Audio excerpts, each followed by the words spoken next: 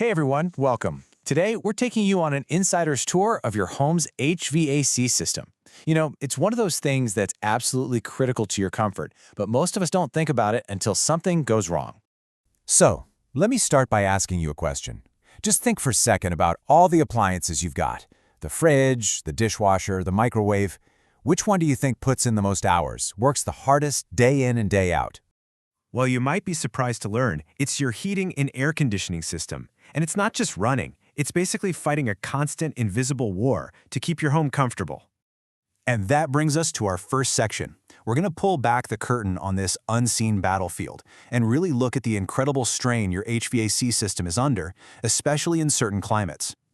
Not all battlefields are the same. In a pretty standard climate, things are manageable. But in a place like University Park, Texas, your HVAC is in a whole different league of warfare. We're talking about 5 straight months of 100-degree-plus heat.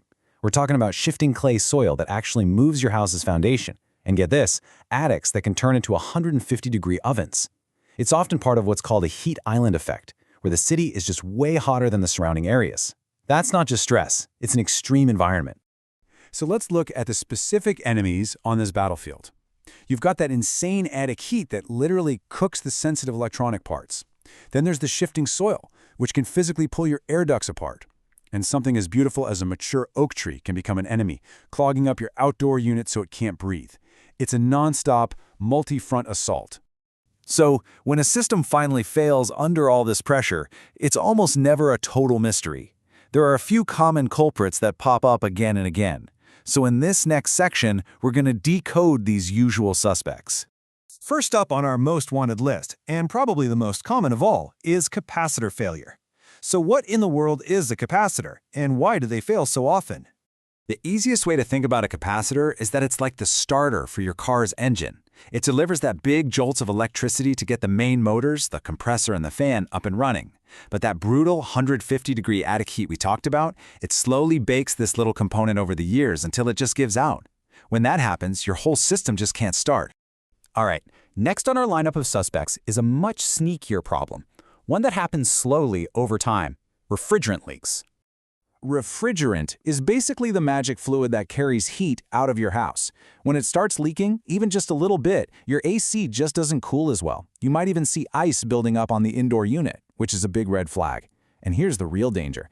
If you ignore it, you could destroy the compressor, which is the heart of your entire system and by far the most expensive part to replace. And our third and final suspect is one that's happening totally hidden from view, but trust me, you'll feel the consequences. We're talking about duct disconnections. Okay, remember that shifting clay soil we mentioned? This is where it does some serious damage. As your foundation shifts just a tiny bit over time, it can literally rip the seams of your ductwork apart. And just like that, you're now paying top dollar to air condition your scorching hot attic instead of your living room. It's an incredible waste of energy and money. All right, enough about the problems, let's get to the solutions. It's time to arm you with the Homeowner's Playbook, and we're going to start with 2 incredibly simple but really powerful rules. First up is the $5,000 rule. This is just a super simple little math trick to help you make that big, stressful decision. Do I repair my old system or is it time to replace it? All you do is take the age of your system and multiply it by the cost of the repair. If that number comes out to more than $5,000, replacing it is probably the smarter financial move. Let's see how this works in the real world. So say you've got an 8-year-old system and it needs a $400 repair. 8 times 400 is $3,200. That's well under $5,000, so a repair makes a lot of sense. But now let's say your system is 12 years old and it needs a $500 fix. 12 times 500 is $6,000. That number tells you you're probably just throwing good money at a dying system. It's time to start thinking about a replacement. Okay, our second rule is even easier. Seriously. It's called the 2-foot rule. That big metal box outside your house needs room to breathe. It works by pushing heat out of your home, and to do that effectively, it needs clear space. So, the rule is simple. Keep at least 2 feet of clear space around it on all sides. No bushes, no trash cans, no clutter. And the payoff for this super simple task is massive. Just by keeping that area clear, you can boost your system's efficiency by up to 15%. That means lower electricity bills and a longer life for your unit. It is without a doubt one of the easiest wins you can get as a homeowner.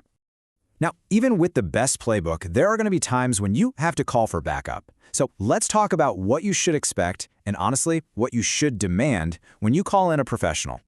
This quote right here gets to the absolute heart of it.